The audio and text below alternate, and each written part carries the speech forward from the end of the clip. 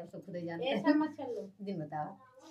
तो आप सब सुनिएगा फुलवारी की वीडियो और आप सबको कैसा लगा कमेंट करके जरूर बताइएगा। कि हमारी पेटी पेटी के बड़िया पिया जगावैला देना, हमारी पेटी पेटी के बड़िया पिया जगावैला गेला, गेना हो जगावैला गेना, हो जगावैला गेना, हमारी पेटी पेटी के बड़िया पिया जगावैला गेना, हमारी पेटी पेटी के बड़िया पिया जगावैला गेना।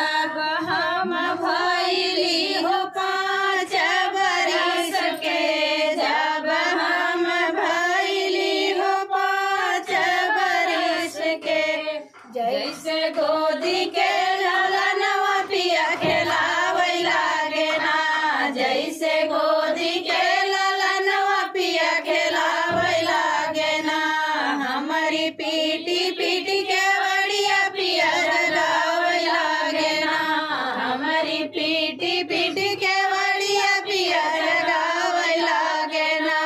जब हम भइली हो 12 बरिस के, जब हम भइली हो 12 बरिस के, जैसे पिजड़ा के सुगनवा पिया खेलावैला गेना, जैसे पिजड़ा के सुगनवा पिया पढ़ावैला गेना, हमारी पीटी पीटी के बड़िया पिया जगावैला गेना, हमारी पीटी पीटी के बड़िया पिया जगावैला गेना।